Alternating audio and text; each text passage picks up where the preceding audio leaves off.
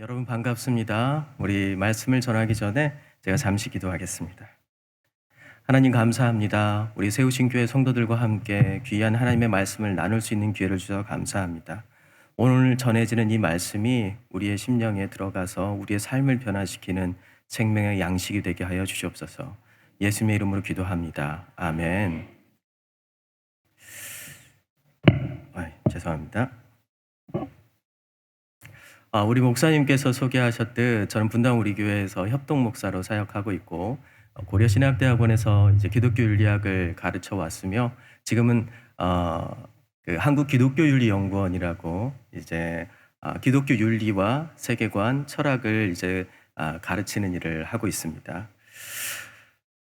사실 우리 목사님께서 이제 저를 이렇게 와서 설교를 부탁하셨을 때 참 기뻤습니다. 왜 그러냐면 제가 종종 우리 1만 성도 파송 운동으로 분리개척된 교회들에 가서 설교를 할 때가 있었는데요. 갈 때마다 느끼는 것은 정말 이걸 잘했구나. 그리고 이찬수 목사님과 분당 우리 교회가 참 하나님께서 기뻐하시는 일을 하셨구나라는 생각입니다.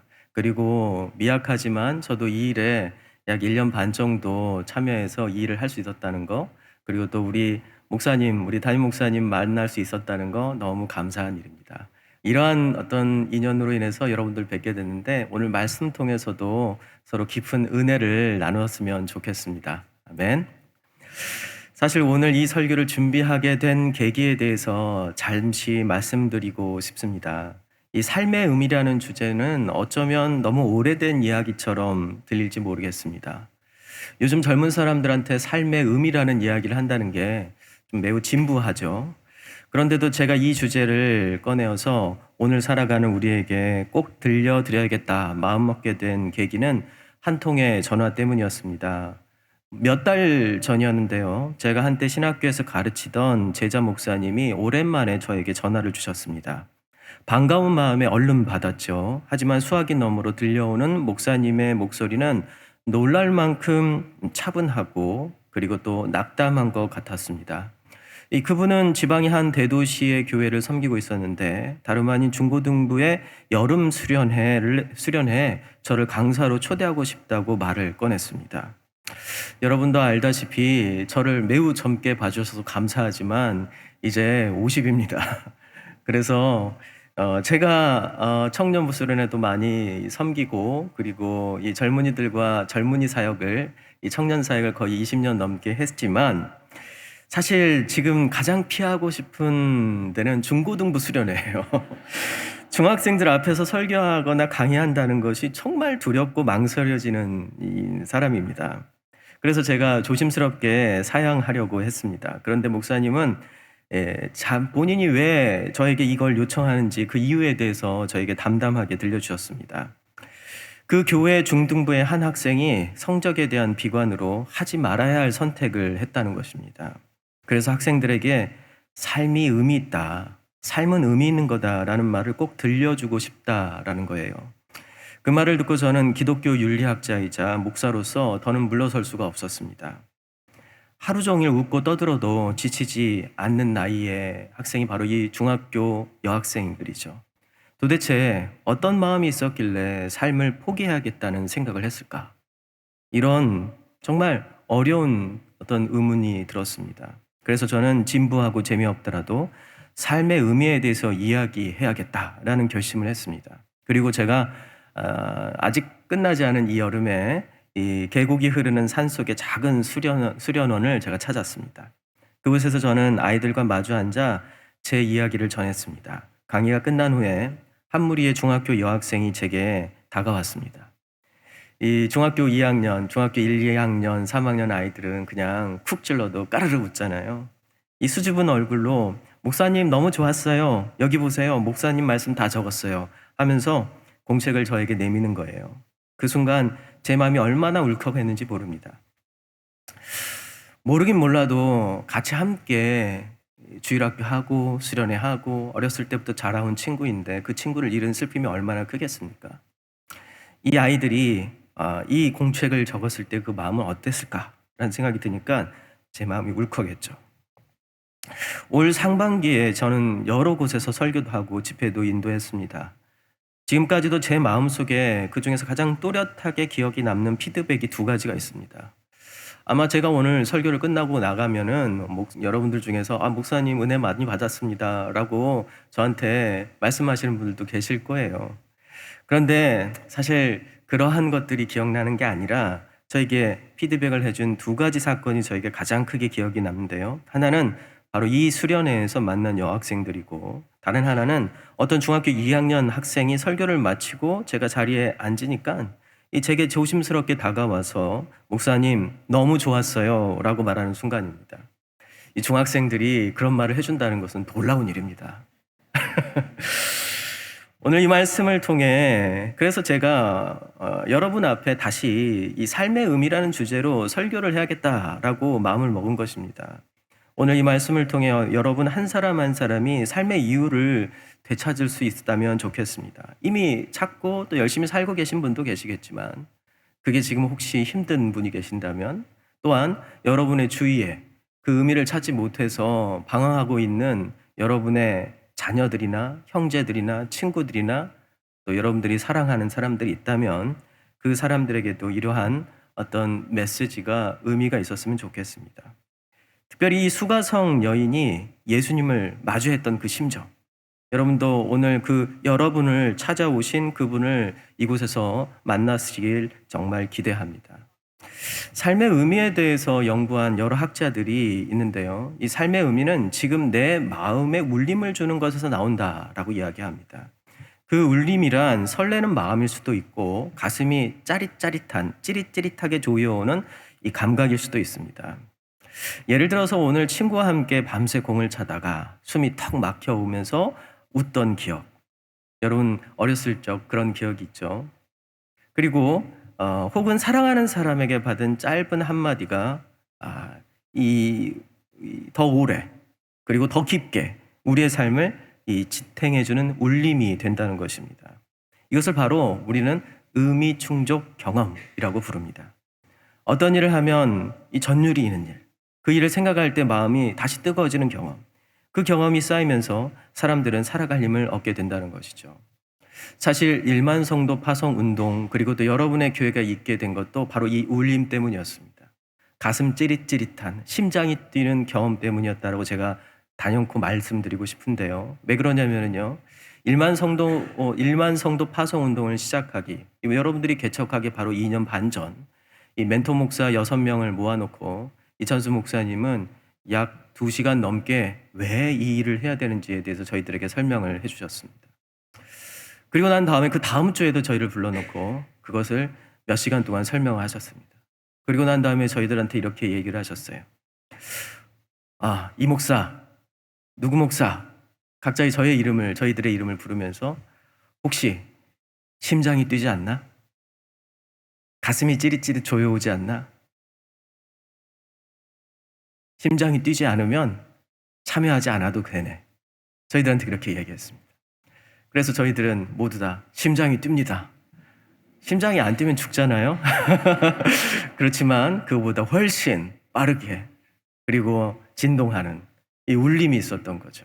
그래서 저희는 저희들의 각자의 사역이 있고 그리고 각자 교회를 섬기고 있었음에도 불구하고 매주 만나가면서 아무런 수고비도 받지 않고 저희들의 이 차비와 저희들의 모든 걸 감당하면서 1년 반 동안 이 일을 감당했습니다. 왜 그러냐면 그게 저희들에게 의미를 주는 일이었기 때문에 그렇죠. 한국 교회에서 그 전에도 그 이후에도 없을 최고의 어떤 의미 있는 일, 바로 이것이 1만 성도 파송 운동이라는 것입니다. 이 독일의 신학자이자 철학자인 카타리나 제미라는 사람이 있는데요. 이 사람이 사람의 삶을 의미 있게 만드는 이 4가지 요소에 대해서 이야기를 했습니다. 이것은 이 사회학자들이나 심리학자들도 동일하게 동의하는 내용인데요. 저는 이것을 의미의 4기둥이라고 부르는데요. 첫 번째는 통일성이고요. 두 번째는 가치, 그리고 세 번째는 지향, 그리고 네 번째는 소속감이라고 할 수가 있습니다. 심리학자들은 이 4가지가 모두 단단할 때 우리 삶을 의미 있고 견고하게 세울 수 있다라고 말하는데요. 그러나 그것들이 무너질 때, 그리고 그것들이 제대로 세워지지 않았을 때 우리 삶에 위기가 찾아온다라고 얘기합니다. 이 첫 번째로 이 첫 번째 기둥인 그 통일성에 대해서 잠시 한번 설명해 드리죠. 이 통일성이라는 것은 우리가 하나라는 확신입니다. 여러분이 한일전 축구를 보다가 한국이 골을 탁 넣으면 그때 다 같이 외치는 우리 구호가 있죠. 뭐죠? 대한민국이지 않습니까? 이 서로 어깨를 두드리고 그 순간 전율이 우리를 통일하게 만듭니다. 반대로 마음속에 여기가 정말 좋은 것일까? 여기는 도대체 나에게 어떤 의미가 있을까라는 의심이 들기 시작하면 그 자리의 의미는 빠르게 사라지게 됩니다. 그때부터 나는 이곳에 초대받지 않는 손님이 되는 것이죠. 이 두 번째 기둥인 가치. 이 가치는 내가 하는 일이 다른 사람에게도 소중하다고 느낄 때 커집니다. 한 번은 저희 교회 한 목사님이 정장을 입고 넥타이에다가 구두까지 신은 채 아이스 버킷 챌린지를 했습니다. 몇 달 전 이야기입니다. 아이스 버킷 챌린지가 뭐냐면 그 바스켓에다가 거기다 얼음을 잔뜩 넣고 그곳에 물을 채웁니다. 그리고 그걸 어떻게 해요? 머리부터 발끝까지 뒤집어 쓰는 겁니다. 이게 이제 아이스 버킷 챌린지인데요. 한때 유행했는데 지금 다 유행이 지나가는데 왜 이 친구가, 왜 이 목사님이 이렇게 한물 간 걸 할까라고 처음에 생각을 했어요. 그것도 영상을 찍어가지고 그렇게 얘기를 생각했는데 제 이 생각이 잘못됐다라는 생각을 바로 바꾸는 그 멘트가 있었습니다. 그 목사님은 청소년부를 담당하는 목사님이셨는데 이렇게 얘기했어요. 나는 너희를 위해 이 차가운 물을 뒤집어 쓰겠어. 내 체면, 내 구두 다 괜찮아. 이렇게 얘기하는 겁니다. 여러분, 이게 뭐 정장이나 이런 것들은 빨면 되겠지만 구두가 완전히 젖어버리면 이게 대책이 없거든요. 그럼에도 불구하고 정말 청소년들을 사랑하는 마음이 있었기에 그의 행동은 단순한 장난이 아니라 의미 있는 헌신처럼 다가왔죠. 그리고 아마 이 이야기 또 이 영상을 본 이 중고등부 아이들은 우리 목사님이 저 정도까지 한단 말이야? 여름이 아니라 겨울이었으면 더 좋았을 텐데 이렇게 생각할지도 모르죠. 그 진심이 더 다가올지도 모르잖아요. 셋째 기둥은 지향입니다. 지향은 삶의 방향성을 말하는 거예요. 목표가 없으면 노력할 이유도 사라집니다. 방향은 사람을 견인하죠. 목표가 선명하면 사실 재미없는 공부조차도 재미있어집니다. 하지만 하라니까 한다라는 마음은 사실 오래가지 못하게 되죠. 또 네 번째는 소속감입니다. 소속감은 내가 공동체에 속해 있고 거기서 받아들여진다는 그 감각을 의미합니다. 이 사람은 인정받는 자리에서 의미를 느끼게 됩니다. 그래서 저는 항상 제 아내에게 나를 좀 칭찬해줘 라고 얘기를 하는데요. 항상 제가 이런 곳에 와가지고 설교를 하고 나면 일부 설교를 마치면 바로 연락이 옵니다. 여보, 그렇게 하면 안 되지. 그리고 저는 이제 또 설교를 끝나고 또 집에 돌아가면 또 어떤 피드백이 기다릴까 이렇게 생각을 합니다. 요즘 칭찬을 조금 해주세요. 네, 뭐 그렇게 걱정하지 않으셔도 됩니다. 그래서 이 공동체 안에서 끊임없이 단점만 지적받으면 그 자리는 오히려 삶을 짓누르게 되죠. 그래서 진정한 소속감은 있는 그대로의 나를 받아주는 데서 시작한다라고 볼 수가 있습니다. 이 네 가지 기둥이 단단하게 서 있으면 사람은 살아갈 힘을 얻습니다. 그런데 삶이 항상 그 기둥 위에 세워지는 것은 아닌 것 같습니다. 마치 튼튼해 보이던 집도 예기치 않은 폭풍과 또 지진을 만나며 흔들리고 무너지듯 삶에도 아무 예고 없이 찾아오는 의미의 위기의 사건들이 있습니다. 저는 그것을 사고라고도 부르는데요. 이것을 한계 상황이라고 부릅니다. 한계 상황이란 지금까지 나를 지탱하던 의미의 기둥들이 한꺼번에 무너져 내리는 그 사고의 순간을 의미합니다. 이 한계 상황에 어떤 것들이 있냐면요. 오랫동안 품어온 꿈이 무너질 때, 사랑하는 사람과 사별이나 이별을 하게 될 때, 갑작스러운 질병이나 사고를 당할 때, 세상이 너무 불공평하다는 사실이 뼈에 사무칠 때, 학생들에게는 성적이 곤두박질 칠 때, 내가 원하는 학교에 들어가지 못했을 때, 다양한 이유와 원인들이 있죠. 이런 것들이 여러 가지 얼굴로 여러분들에게 찾아오게 되고 그때 우리는 나를 지탱해오고 나의 삶을 이끌어왔던 이 네 가지의 기둥들이 한꺼번에 무너진다는 와라르 무너진다는 그런 절망적인 경험을 하게 됩니다. 인생의 고난과 시련은 때때로 우리의 삶을 떠받치는 의미의 네 기둥을 흔들리고 무너뜨립니다. 그럴 때 우리는 쉽게 한계 상황 앞에 서게 되는데요. 그 순간에야 비로소 무엇이 필요한지에 대한 어떤 절실한 깨달음을 얻게 되는데요. 그것은 뭐냐면 이 기둥들, 이 네 가지의 의미의 기둥들을 다시 세울 수 있으려면 마지막까지 버텨주는 어떤 희망, 어떤 확신, 어떤 믿음이 필요하다는 사실입니다. 그것이 바로 우리 삶의 파운데이션, 기초라고 합니다. 아무리 삶의 기둥이 지진처럼 갑작스러운 사고나 아픔으로 무너져 내린다 해도 그 기초만 온전히 남아있다면 우리는 다시 그 기둥을 세우고 그리고 그 위에 지붕을 만들고 벽체를 붙일 수가 있습니다. 그 기초만 온전히 남아있다면 우리는 다시 무너진 것들을 세울 수 있는 힘을 얻게 된다는 거죠. 하지만 만약 그 기초마저 무너진다면 희망은 절망으로 바뀌고 맙니다. 더 이상 삶을 살아갈 이유를 찾을 수 없게 되죠. 그래서 우리는 생각해 보아야 합니다. 네 가지 의미 충족 요소가 모두 사라진다 해도 우리를 지탱해 줄 기초가 과연 있는가? 있다면 그것은 무엇인가? 하지만 안타깝게도 오늘날 우리가 사는 사회는요, 모든 선택 그리고 모든 이 기초를 개인이 선택하고 인간이 스스로 선택할 수 있다라고 남겨두고요, 가르쳐 주지 않습니다. 자기 결정권이라는 말이 있죠. 이 자기 결정권이 인간을 인간답게 만든다고 마치 그것이 최고의 도덕인 것처럼 가르칩니다. 겉으로 보기에는 자유롭고 멋져 보이지만 사실은 서로에게 아무도 책임지지 않겠다는 철저히 이기적인 태도를 가르치는 것이 이 사회입니다. 그래서 사람들은 서로 피해만 주지 않으면 된다라는 그럴듯한 도덕을 내세우면서 살아갑니다. 하지만 정작 인간답게 사는 것이 무엇인가? 의미 있게 사는 것이 어떤 것인가에 대해서는 아무도 이야기하거나 가르쳐주지 않는다는 것이죠. 의미 있게 해주는 건 좋은 대학에 들어가는 거, 성적이 좋은 거, 그리고 좋은 직장에 취직하는 거, 남들이 부러워하는 남녀를 만나는 거, 그리고 돈을 잘 버는 거, 그리고 좋은 집에 이사 가는 거, 이런 것들이 우리를 의미 있게 해준다고 생각하는데 사실 이런 것들은 한순간에 무너질 수가 있어요. 그럼에도 불구하고 우리가 살아갈 이유와 의미를 주는 그 기초가 없다면 앞에서 제가 말씀드린 그 중학교 여학생처럼 자기 자신을 그냥 내어 던질 수도 있는 거죠. 그런데 누군가 이런 이야기를 제가 꺼내면은요, 곧바로 뭐라고 부르냐면은요, 꼰대라고 비아냥을 거립니다. 남의 인생에 간섭하지 말라고 이야기하죠. 아무도 간섭하지 않고 누군가에게 오지랖 부리지 않는 세상은 얼핏 보면 이상적인 듯 보입니다. 모두가 각자가 자율적으로 의미를 찾고 서로 피해주지 않고 살아가는 평화로운 사회처럼 들리죠. 간섭하면 싸움이 일어나잖아요. 저희에게도 새 아이가 있는데 큰 아이에게 야, 이 이불 좀 정리하면 안 되냐? 그러면 하는 말이 정리하겠어요. 이런 말을 하는 게 아니라 왜 아빠는 또 그래요? 이런 말을 합니다. 네. 정리하는 게 그 머리 어렵다고 전 속으로 이렇게 생각을 하죠.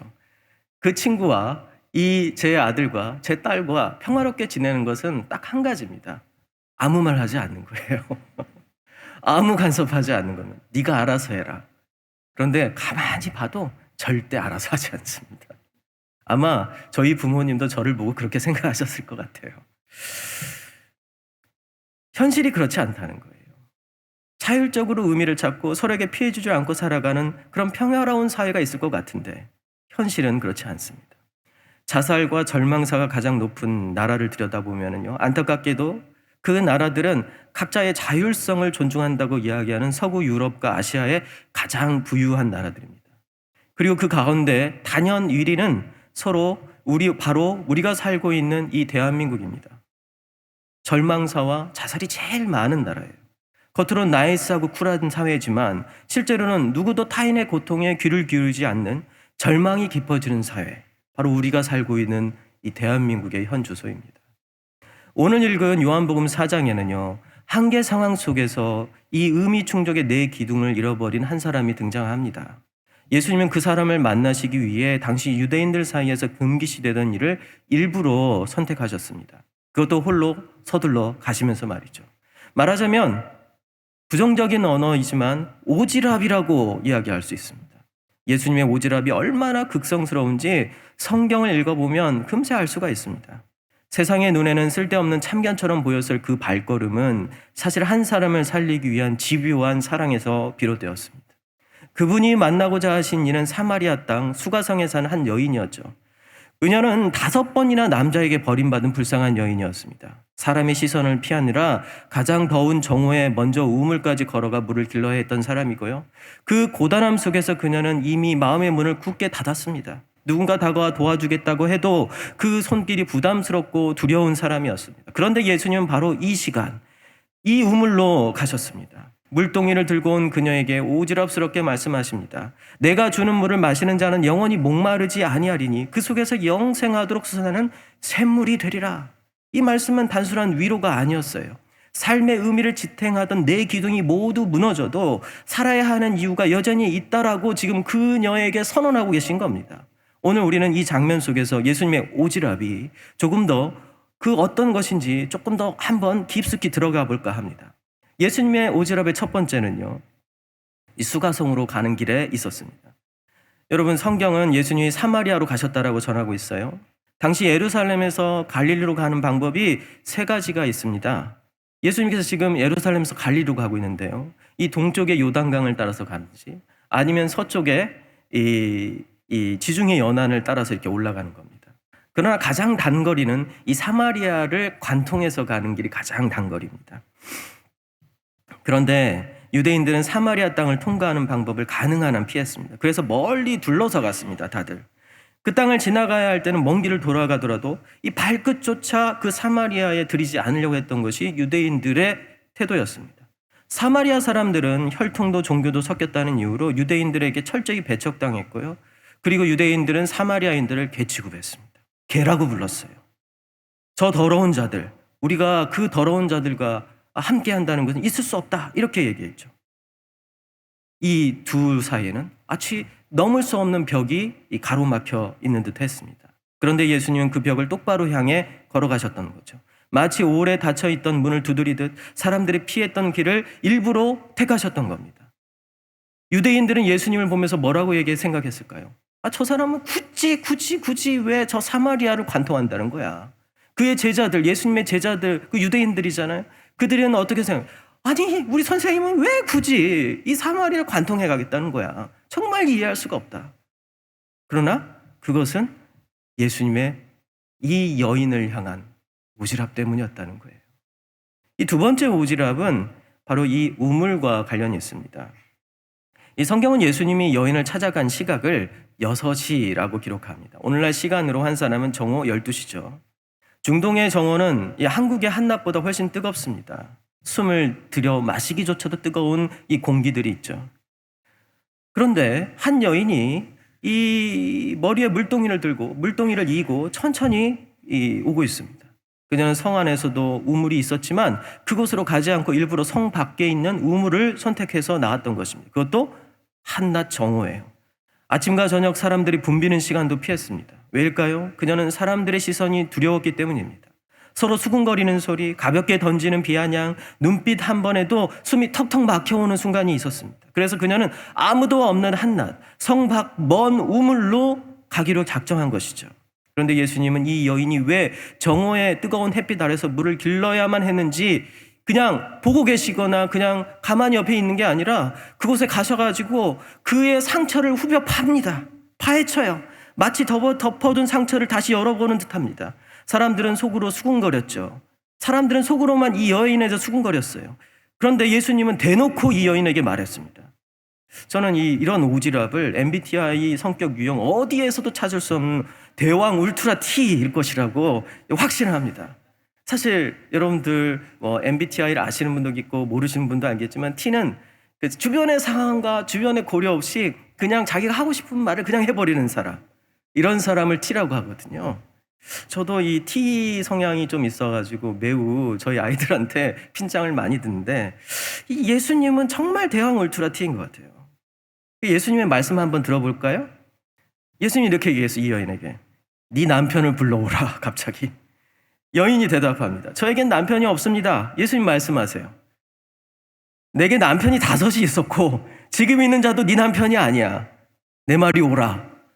마지막에 그냥 도장을 확 찍으시죠. 내 말이 오라. 여러분, 이렇게 단도직입적으로 나의 이 상처를 후벼 파는 그런 사람을 만나면 어떻습니까? 옆에 가기도 싫죠. 그 예수님이 지금 이 여인에게 그러고 계신 거예요.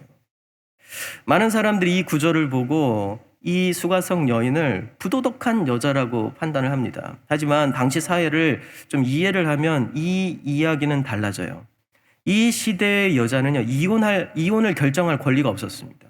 그러니까 이 여인은 자기가 원해서 이혼한 게 아니라는 거예요. 아침에 밥을 태우잖아요? 그러면 밥을 태웠다고 그 다음날 이혼당할 수 있었습니다. 율법에 정해져 있어요. 그게 유대인 문서에 써져 있습니다. 이혼 조건으로. 남편이 길을 가다가 어떤 여자가 좀 이쁘다고 이렇게 쳐다보면서 보고 있잖아요. 그 다음날 이 남편이 자기 아내한테 얘기하는 거예요. 너는 왜 나를 위해서 이렇게 미모를 가꾸지 않는 거야? 이혼. 이렇게 되는 거예요. 이혼 증서를 써주면 그 다음날 이혼입니다. 제가 현대식으로 이걸 각색한 게 아니에요. 거기 그렇게 써져 있어요. 유대인의 문헌에. 그 당시에요. 이혼당한 여자는요, 친정으로 돌아갈 수도 없었습니다. 경제적 기반이 없었기에 살아남으려면 다른 남자에게 또 의지할 수밖에 없었고요. 그마저도 또다시 버림받을 수 있었습니다. 못된 남자들은 여자를 바꿔가면서 자기 욕망을 채웠습니다. 그러니 이 여인은 단순히 남편을 갈아치운 정말 이 박복한 팔자의 여자가 아니라 5번이나 버림받은 깊은 상처를 지닌 불쌍한 여인이었을 가능성이 훨씬 많다는 거예요. 바로 그 여인에게 예수님이 찾아가셔서요, 그에게 오지랖을 부리고 계신 겁니다. 세 번째 오지랖은요, 이전의 오지랖과는 차원이 다른 오지랖입니다. 그 앞에 오지랖을 다 합쳐도 견딜 수 없는 이 최종 필살기 오지랖을 예수님께서 하셨어요. 제가 이렇게 일부 설교 때 오지랖이라는 표현을 쓰니까 저희 아내가 저한테 전화를 해서 이렇게 했어요. 오지랖 말고 다른 표현 없냐고. 저는 이 말씀을 읽으면서 이건 오지랖 말고는 다른 표현이 현대적으로 할 수가 없다라고 제가 이렇게 답을 했는데요. 이 시대 유대인이 사마리아인과 말을 섞는 일은 상상조차 할 수가 없는 일이에요. 그것도 여자하고요. 완전히 금기시됐던 겁니다. 그런데 예수님은 이렇게 요청을 하십니다. 7절에 보니까요. 사마리아 여자 한 사람이 물을 길르러 왔음에 예수께서 물을 좀 달라 하시니 물 좀 달라고 말을 먼저 거신 겁니다. 여인이 어이없다는 듯이 되묻습니다. 9절에 보니까 당신은 유대인으로서 어찌하여 사마리아 여자인 나에게 물을 달라 하나이까? 이는 유대인이 사마리아인과 상종하지 아니함이로라. 아니 왜 나에게 물을 달라고 합니까? 왜 나에게 말을 거십니까? 이렇게 얘기하는 거예요. 그러자 예수님은 마치 네가 나를 알았으면 당장 물을 주었을 것이다 라는 뜻으로 이 뜻밖의 대답을 하십니다. 10절인데요. 우리 함께 읽어볼까요? 시작. 내가 만일 하나님의 선물과 또 내게 물 좀 달라 하는 이가 누구인 줄 알았더라면 내가 그에게 구하였을 것이요 그가 생수를 내게 주었으리라. 이렇게 내가 누구인지 알았으면 나한테 먼저 물을 달라고 했을 거야. 이렇게 얘기하시는 거죠. 너무 자신감 있게요. 그러자 수가성 여인은 예수님이 누구인지 이미 다 알고 있다는 듯이 이렇게 눈빛으로 예수님을 봅니다. 그리고 그녀의 눈에 비친 예수님은요, 사마리아인을 개취급하며 상종하지 않는 유대인이었죠. 더 나아가 자신을 장난감처럼 취급하다가 버렸던 남자들과 똑같은 그 중에 하나의 남자일 뿐이었어요. 그런 사람에게 이 여인은 기대할 게 없죠. 유대인, 남자. 이 여인이 가장 싫어하는 존재입니다. 그런데 이 여인이 가장 싫어하는 존재가 바로 나한테 물 한 잔 달라고 지금 얘기를 하고 있는 거예요. 여러분은 그러면 그 사람에게 물 주겠습니까? 안 주겠습니까? 우리가 부부가 싸우면 아내한테 물 한 잔 얻어먹기도 힘들어요. 하물며 이 상황에서는요, 정말 예수님이 눈치 없이 물 달라고 하는 거예요. 이 여인은요, 이 남자에게, 이 예수님, 유대인 남자인 예수님에게 전혀 이 물 한 방울도 줄 생각이 없어요. 그래서 이 여인은요, 예수님의 그 말장난을 끝내버리겠다라고 생각하면서 나를 희롱하고 있다라고 생각하면서 최종 공격을 날립니다. 11절인데요. 주여, 물기를 그릇도 없고 이 우물은 깊은데 어디서 당신이 그 생수를 얻겠사옵나이까? 이렇게 얘기합니다. 이 말 속에 숨은 의미가 있는데요. 당신은 물을 기를 그릇이 없는데 나에게 물을 달라고 한다면 지금 내가 가지고 있는 이 물그릇으로 물을 마시겠다는 뜻인가요? 그래도 괜찮겠습니까? 이렇게 얘기하는 거죠. 유대인들은 사마리아인을 뭐라고 불렀다고요? 개라고 불렀습니다. 우리가 집에서 키우는 개를 아무리 귀여워해도 개의 물그릇과 밥그릇에 입을 대고 물을 마시거나 밥을 먹지는 않습니다. 아마 유대인들은 사마리아인을 개보다 더 부정하게 여겼어요. 그런데 예수님은 바로 그 개 취급받는 사람의 물그릇에 입을 대시겠다라고 얘기하는 거예요. 그 시대엔 상상할 수 없는 일입니다. 그러니까 이 여인이 하는 말은 뭐냐면 당신이 개 취급하는 사람의 그 개밥그릇으로 개 물그릇으로 물을 마시겠다는 것인데 이거 가능해요? 이거 불가능한 일이잖아요. 왜 불가능한 일을 나한테 물어보면서 나를 희롱하십니까? 라고 얘기하는 겁니다. 그러나 예수님의 오지랖은요, 이 결코 넘을 수 없을 것 같은 이 인종의 벽, 문화의 벽, 남녀의 벽, 그리고 이 여인의 심리적인 벽을 무너뜨립니다. 당시 사람들을 지배하던 편견과 배제의 경계를 한순간에 뛰어넘는 질문과 그리고 요구를 하시고 계신 거예요. 그리고 예수님이 이렇게 말씀하십니다. 내가 주는 물을 마시는 자는 영원히 목마르지 아니하리니 그 속에서 영생하도록 솟아나는 샘물이 되리라. 우리 한번 같이 읽어볼까요? 시작. 내가 주는 물을 마시는 자는 영원히 목마르지 아니하리니 그 속에서 영생하도록 솟아나는 샘물이 되리라. 이 말은 단순히 좋은 물을 주겠다라는 뜻이 아닙니다. 헬라어 원문의 영원이라는 단어는 하이오니스라는 말입니다. 하이오니오스라는 말이에요. 이것은 시간의 무한함을 넘어서 질적인 영원, 즉 변하지 않는 만족을 의미합니다. 영원히 변하지 않는 만족하는 그 샘물이란 표현은 또 뭐죠? 단순히 고여있는 물이 아니라 매번 퐁퐁 솟아나는 새로운 물, 항상 신선한 물, 항상 머물러 있는 것이 아니라 항상 새롭게 변하는 그 물, 끊임없이 솟아올라서 생명을 유지시키는 역동적인 힘의 물을 내가 마시게 해주겠다라는 겁니다. 여인은 곧바로 말합니다. 주여, 그 물을 내게 주셔서 다시는 목마르지 않게 하시고 또 이 먼 길을 물길로 오지 않게 하옵소서. 이 여인은 이때부터 이분이 심상치 않다는 것을 느꼈던 거죠. 이 대답 속에는 두 가지 마음이 뒤섞여 있습니다. 하나는 현실적인 필요죠. 매일 이 먼 길을 걸어야 하는 고단함에서 벗어나고 싶다는 거죠. 수많은 사람들이 내 뒤에서 수군거리고 나를 고독하게 만들고 나를 버린 수많은 남자들과 그리고 나를 외롭게 만드는, 나를 절망 가운데 만드는 이 의미의 모든 기둥들이 무너지게 만든 이 모든 것들, 나의 인생의 모든 고단함을 벗어버리고 싶다는 거예요. 다른 하나는 뭐죠? 마음 깊은 곳에 있는 갈증입니다. 버림받고 소속되지 못하고 의미를 잃어버린 영혼의 목마름, 내 영적인 갈급함을 채워달라는 것입니다. 예수님은 그 목마름을 아셨고 그 목마름을 채우는 물은 사람의 인정도 세상의 조건도 아니라 오직 하나님이 주시는 생명의 물이라는 것을 이 여인에게 알려주시기 위해서 세상의 모든 편견과 세상의 모든 문화적인 장벽을 넘으시고 그리고 오지랖이다라는 욕을 들으실 각오를 하시고 이 여인에게 찾아오신 것이죠. 여러분, 이 여인의 모습은 어쩌면 우리 모두의 모습일지 모릅니다. 겉으로는 멀쩡해 보이지만 속으로는 삶의 의미를 잃고 헤매는 날들을, 사람들의 시선과 무심한 그 말 한마디에 지쳐서 나조차 나를 숨기고 싶은 순간들, 그럴 때 예수님은 모두가 피하려는 바로 그 자리에 찾아오신 것이죠. 사람들이 외면하는 길을 굳이 걸어오시고 우리가 부정하다고 여기는 그 그릇으로 물을 마시겠다라고 이 여인에게 요청하는 겁니다. 그렇게 있는 그대로의 우리를 받아들이시겠다라고 하시는 것, 이것이 바로 예수님께서 그 여인을 찾아오신 목적이고 예수님께서 영적인 절망 가운데 있었던 여러분들을 찾아오신 이유입니다.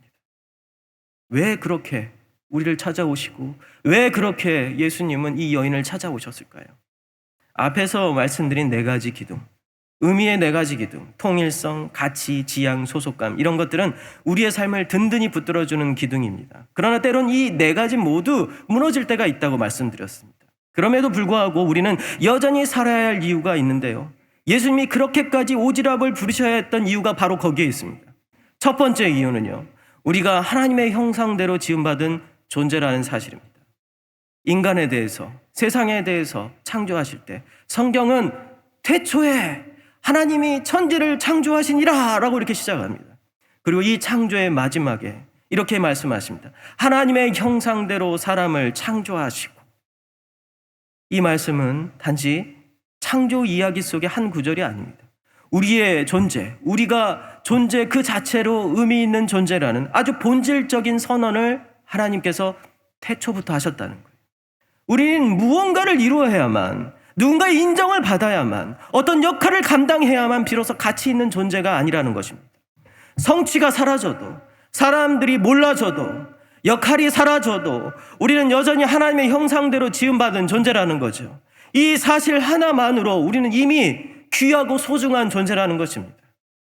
예수님의 오지랖의 두 번째 이유는요, 더 본질적입니다. 수가성 여인을 만나셨을 때는 아직 드러나지 않았지만 예수님이 이미 마음 깊이 작정하고 계셨던 일 때문입니다. 그것은 바로 예수님이 이 여인을 위해, 그리고 우리 모두를 위해 십자가를 지고 죽으실 것이라는 사실입니다. 누군가 나를 위해 죽을 수 있다는 것보다 더 큰 삶의 이유가 있을까요? 하물며 하나님의 아들이며 우리를 자신의 형상대로 빚으신 창조주께서 그 피조물인 인간을 위해 죽기를 결심하셨고, 실제로 그 결심을 이루셨다면 이보다 더 분명하고도 큰 삶의 이유가 어디 있겠냐 말입니까? 바로 이것이 예수님이 그토록 오지랖을 부리며 저 같은, 그리고 우리 같은 보잘것없는 사람을 향해 때론 극성스럽다는 오해와 비난까지 감수하면서 이 길에 나서시고 우리를 만나시고 수가성 여인을 만나신 이유입니다. 창조와 구원이라는 이 거대한 서사, 위대한 사건과 이야기 속에는 우리가 다시 살아야 할 이유가 담겨 있다는 것이죠. 그 이유는 결코 가볍지 않습니다. 낙심한 자를 다시 일으켜 세우고 고개 숙인 이로 하여금 다시 고개를 들게 할 만큼 충분하고 넘치는 이유가 바로 이 사실 안에 있다는 것이죠. 일부에는 말씀드리지 않았지만 2부는 좀 시간이 넉넉하니까 제 경험을 하나 말씀을 드리고자 합니다. 오지랖과 관련된 제 간증 하나 들려드리라고 해요. 저는 대학교 4학년을 거의 마칠 무렵 군대에 갔습니다. 그때는 군 복무 기간이 26개월이었어요. 병장 월급은 고작 1만 원이 조금 넘는 보잘것없는 것이었죠. 논산훈련선을 거쳐서 전방의 작은 부대에 배치됐습니다. 100명도 채 되지 않은 소규모 중대, 외딴 곳에 떨어져 있었어요. 제가 이등병으로 막 들어갔을 때 부대에서는 체육대회가 막 끝난 상태였습니다. 군대에서 체육대회가 끝나면 빠지지 않는 것이 있습니다. 남자분들은 아실 텐데요. 바로 술 파티를 하는 겁니다. 군대에서 체육대회가 끝난 날이었어요. 이 부대원들이 술자리를 벌이고 있었고 저는 이등병으로 막 그 자리에 들어갔습니다. 중대장님이 저를 앞에 세워서 불러서더니, 바로 이런 단에 불러 세우더니 저한테 정말 인자하시고 그리고 기쁜 그 얼굴이 저를 봐서 너무 기쁘셨는지 이 기쁜 얼굴로 웃으시면서 저에게 이렇게 얘기했어요. 이춘성 이병, 우리 부대에 온 걸 환영하네. 막걸리 한 잔 받게. 저는 단호하게 뭐라고 말했을까요? 저는 교회에 다닙니다. 이 술을 마실 수 없습니다. 이렇게 얘기했습니다. 여러분, 당연한 것처럼 저를 바라보시는데 이게 당연한 게 아니에요. 저는 그 순간부터 2년 4개월의 군 생활이 너무 힘들었어요. 꼬였어요. 어떻게 감히 중대장의 술을 거부할 수 있느냐라는 거예요. 그날 저녁부터 선임들의 따돌림과 폭행이 시작됐습니다. 같은 부대 목사님의 아들도 있었고 교회 다니는 사람들도 많았는데 다들 술을 마셨어요. 근데 저만 거부했어요. 1년을 그렇게 버틴 후에 상병이 되어 군종병으로 일을 맡게 됐습니다. 이 부대원들을 교회로 데려오는 역할을 했는데요. 그중 제 옆자리에 늘 자던 한 병사가 있었습니다. 제 부사수였어요. 어느 날 그가 말했어요. 이춘성 상병님, 다음 주에 저를 교회에 데려가 주시면 안 되겠습니까? 저는 속으로 하나님께 감사했죠. 주님, 제가 술을 안 마신 그 이유를 제가 알겠습니다. 이 친구를 움직이시는군요. 드디어 이 술을 거부한 열매를 맺게 하시는군요. 그런데 그 다음 주 부대의 중대한 훈련이 시작되기 전 이 저녁 참호 준비 시간에 그 병사가 보이지 않는 거예요. 그 친구가 보이지 않는 거예요. 부대 전체가 이 수색에 들어갔습니다. 이 궁전이 산속에 버려진 초소 앞에서 멈춰서 짓기 시작하는 거예요. 그곳에서 저는 그 친구를 발견했습니다. 그는 텐트용, 군용 텐트용 굵은 줄로 목을 맨 상태에 있었습니다. 저는 달려가서 줄을 끊고 그의 어깨에 그를 내려서 그를 어깨에 메고 산은 아래로 뛰어내려왔습니다. 앰뷸런스를 불렀지만 그는 이미 숨져 있었어요. 사실 체온이 따뜻했기 때문에 저는 그 친구가 살아있다고 생각했습니다. 그 친구는 제 옆에서 자던 제 부사수 병사였어요. 저는 그를 위해 기도했고 함께 교회에 가기로 약속했는데 그는 그 길을 저와 함께 가지 못했습니다. 그 죽음은 제 인생에서 가장 가깝고 가장 쓰라린 상실이었습니다. 이후 군 경찰과 군 검찰이 찾아와서 저를 조사했어요. 혹시 구타나 가혹행위로 의한 것이 아니냐라는 겁니다. 옆자리에서 제가 있었다는 이유로 저는 3일간 잠도 자지 못한 채 이 조사를 받았습니다. 결국 아무 혐의가 없었다는 이 결론이 났죠. 그리고 그 친구가 왜 그런 선택을 했는지에 대한 이유도 알 수가 없었습니다. 나중에 그 친구가 세상을 떠난 이유를 알게 되었습니다. 부대에 오기 전 100만 원의 빚이 있었고 최근에 여자친구와 이별했다는 거예요. 저는 이해하기가 어려웠습니다. 그 정도로 삶을 포기해야 되나? 100만 원이란 돈 때문에? 부모님이 부대에 와서 제 옆에 비어있는 침상 앞에서 목 놓아 울기 시작했어요. 내 아들은 죽을 아이가 아니야 라면서요. 그 울음과 눈물, 그리고 그 목소리는 25년이 지금 훨씬 지났는데도 불구하고 지금도 제 귓가에 쟁쟁합니다. 몇 달 후 부대에 또다시 체육대가 열렸습니다. 그리고 역시 술자리가 이어졌어요. 그날 저는 한 가지 큰 결심을 했습니다. 이번엔 다르게 해보자. 저는 1년 동안 술을 거부하고 이 별별 고초를 다 겪었다고 말씀드렸죠. 이제는 모두가 이춘성은 술은 안 마신다라는 걸 다 알고 있었기 때문에 아무도 권하지 않았어요. 그런데 제 마음에 의문이 들기 시작했어요. 혹시 내가 술을 거부했기 때문에 그 친구가 속마음을 털어놓지 못한 건 아닐까? 내가 너무 깨끗해 보이고 흠잡을 데 없어 보이는 사람처럼 보여서 너무 단정해 보여서 누군가의 지저분하고 아픈 이야기를 들을 자격이 없는 사람처럼 보였을까? 저는 완벽하지도 않죠. 속은 더 복잡하고 더럽고 약점도 많습니다. 하지만 그날 제가 이런 결심을 했습니다. 술자리 한가운데 들어가기로요. 그리고 그 한가운데 들어가 말했습니다. 마치 예수님이 사마리아 여인의 그릇으로 물을 마시겠다라고 오지랖을 부리신 것처럼 말이죠. 저는 이렇게 얘기했어요. 야, 나도 한 잔 줘 라고 말했습니다. 지금도 마시고 있는 건 아닙니다.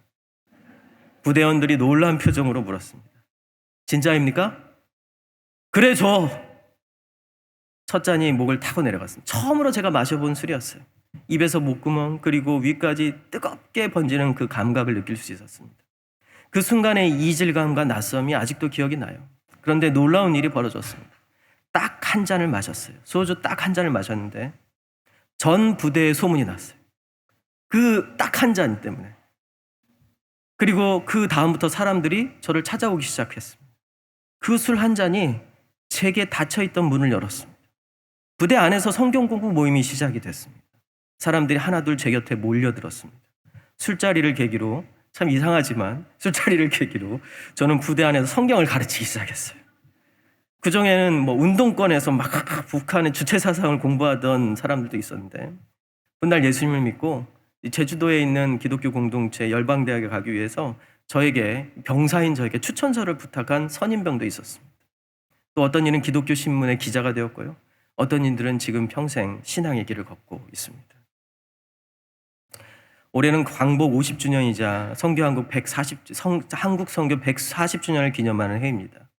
제가 어린 시절 보낸 교회는 호남 지역에서 처음 세워진 전주의 서문교회입니다. 약 135년 된 역사를 지니고 있어요. 교회 앞에는 전주천이라는 그리 크지 않은 천이 흐르고 그 전주천을 건너는 다가교라는 이 다리를 건너면 다가산을 비롯한 작은 언덕들이 오밀조밀하게 있습니다. 이 언덕들 사이로 자동차 도로가 나 있고 오른편에는 선교사들이 세운 예수병원이라는 병원과 여러 학교들이 있습니다. 왼편에는 그들이 머물렀던 옛집들이 아직도 있습니다. 그리고 이 두 공간 사이에 작은 언덕 위에는 서양식 돌비석들이 세워진 이끼 낀 묘지가 있습니다. 그곳엔 긴 세월을 품은 묘비들이 조용히 자리를 지키고 있는데요. 어떤 것들은 갓 태어난 아기의 이름이 새겨져 있고 어떤 것들은 나이 지긋한 목사님의 이름이 새겨져 있습니다. 저는 고향을 찾을 때마다 종종 그곳을 찾습니다. 그중에서 자주 발길이 머무는 한 묘비가 있는데요. 그 묘비의 주인은 렐리 랭킨이라는 미국인 여자 선교사입니다. 이건 제가 직접 찍은 사진이에요. 1879년에 태어나 28살의 나이에 독신으로 조선 땅을 밟았습니다. 기전여학교의 2대 교장이자 서문교회의 주일학교를 섬기던 그녀는 불과 4년 뒤인, 고작 4년 뒤인 1911년 맹장염으로 세상을 떠났습니다. 그녀의 묘비에는 이렇게 적혀 있습니다. 저가 죽었으나 그의 믿음으로 오히려 말하느니라. 저가 죽었으나 그의 믿음으로 오히려 말하느니라. 이 문구는 히브리서 11장 4절의 말씀입니다.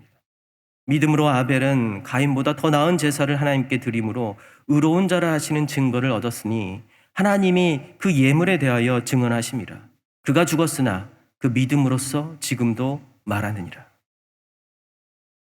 성경은 아벨에 대해 형에 의해 허망하게 죽임을 당했다는 사실 외엔 그 믿음의 행적을 자세하게 또 분량 있게 기록하지 않습니다. 그러나 하나님은 그를 믿음의 영웅들 중에 가장 첫째 영웅으로 기억하셨습니다.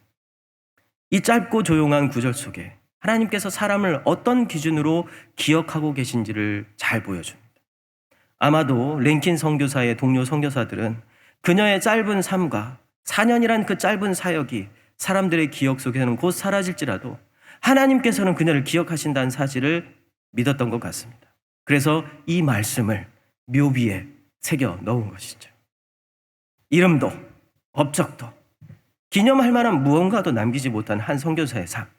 그러나 그녀는 아무런 연고도 없던 조선의 백성들을 위해 젊은 시절과 생명을 기꺼이 내어놓았습니다. 아이들과 여인들을 위해 낯선 땅의 언어와 문화 속에서 조용히 오지랖을 부렸던 이 한 사람. 그녀의 4년은 선교 역사에 몇 줄 기록될 자료조차 남기지 못했을지라도 그 오지랖은 누군가의 삶의 의미를 심었죠. 이게 하나님이 자기 사람들을 기억하는 방식입니다. 네? 이게 하나님께서 여러분들을 기억하는 방식이라는 거예요. 여러분, 이 교회에서 여러분들이 어떤 존재인가요? 성가대 이렇게 나와가지고 하셨는데요. 저는 오늘 성가대의 찬양을 들으면서 너무 감사했어요. 너무 좋았어요. 이렇게 정말, 그리고 이 지휘자님의 이 지휘는 너무 예술적이었어요. 이렇게 잘하는 지휘자를 제가 본 적이 없습니다. 그런데 우리 여기 자리에 앉아 계신 분들 중에서는 나도 저 자리에 있었으면 좋겠다 생각하시면서 속으로는 나는 음치인데 난 여기서 뭘 섬길 수 있을까? 라고 하면서 스스로 난 이 교회에서 어떤 역할을 하고 있지? 하면서 스스로를 비하하고 계신 분이 있을지도 모르겠다는 생각도 들었어요. 여러분들 하나님께서 기억하는 방식은 이런 방식이 아닙니다. 내가 성가대를 섬기든 아니면 찬양팀으로 섬기든 아니면 주차 봉사를 하든 또 사람들 앞에서 안내를 하든 아니면 저같이 설교를 전하는 앞에 얼굴 많이 디미되는 그런 역할을 하든 관계가 없어요. 성경에 많이 기록된 다윗, 모세, 아브라함, 그보다도 하나님께서는 몇 줄 기록되지 않았던 아벨을 믿음의 영웅의 첫 번째 영웅이라고 기억하셨어요. 도대체 아벨이 뭘 했죠? 우리는 알지 못합니다. 그러나 하나님의 심중에는 그의 삶을 기억하시고 그의 믿음을 아시고 그리고 그를 기억하시고 그의 아무도 없었던 아무도 그를 주목하지 않았던 그 삶을 기억하여 주세요. 그리고 그를 믿음의 영웅이라는 놀라운 칭호로 불러주십니다. 오늘 수가성 여인을 찾아간 예수님은요, 그 수가성 여인을 단지 구출하고자만 한 게 아니었어요. 그 수가성 여인을 믿음의 영웅으로 인정하시기 위해서 가신 겁니다. 이 수가성 여인은 그 다음 절에 보면은요, 마을에 들어가서 예수님을 전합니다. 그것 때문에 이 수가성 여인은 오지랖을 막 부려요. 어떻게 해요? 내가 진짜 구세주를 만났다. 메시아를 만났다. 이 여인이 도대체 조용하고 그리고 맨날 숨어 다니던 이 여인이 도대체 왜 그러는가 사람들은 생각했는데, 그러면서 예수님을 데려와가지고 거기에 3일 동안 머물게 합니다. 그리고 복음을 전하죠. 여러분, 예수님이 여러분들을 기억하는 방식이에요. 여러분들에게 이 세 가지 정말 실제적인 것들을 좀 말씀드리고 오늘 설교를 마칠까 합니다. 여러분들이 기초이신 이 삶의 기초인 예수님 안에 머무는 이 세 가지 방법이 있습니다. 첫 번째는요, 하나님의 형상을 기억하는 습관을 가지라는 겁니다. 거울을 볼 때마다 속으로 이렇게 한번 말씀해 보세요. 나는 하나님의 형상이다. 왜 이렇게 잘생겼어? 왜 이렇게 이뻐? 내 얼굴에는 하나님이 새겨져 있구나. 예수님이 새겨져 있구나. 나는 하나님의 형상이다. 거울 보시면서 주름 당기시고 그리고 머리 이렇게 하면서 내일은 지금 미장원 갈 시간이네? 염색해야지, 파마해야지, 여기는 좀 피부과에 가야 되나? 이런 생각 먼저 하시지 마세요. 그것이 나쁘다는 게 아니에요. 먼저 이렇게 얘기하세요. 나는 하나님의 형상이다. 둘째는 예수님의 생수를 마시는 시간이 필요합니다. 매일 잡게라도 말씀을 읽고 기도로 우리를 위해 십자가에서 생명을 내주신 예수님을 묵상하십시오. 예수님의 십자가는 성경 전체를 관통하는 열쇠입니다. 짧은 시간이라도 말씀 속에서 십자가의 예수님을 만난 그리스도 중심 성경 읽기, 이 성도에게 영원히 목마르지 않는 샘물이 되어서 이 힘겨운 삶에도 살아갈 수 있는 의미와 그리고 그 이유를 솟아내게 하는 이 성경 읽기가 여러분들에게 있어요. 물론 목마름이 단번에 채워지지는 않습니다. 대부분의 성도들이 이 창세기를 읽다가 말거나 레위기에 가가지고 절망하거나 중간에 족보에 가가지고 더 이상 읽지 않는 그런 나쁜 습성이 있어요. 그러나 인내하십시오. 인내하시고 또 인내하시고 매일 조금씩 하다 보면 단번에 채워지지는 않지만은 이것이 우리의 파운데이션 기초가 되고 든든하게 여러분들의 한계 상황이 왔을 때조차도 여러분을 지켜줍니다.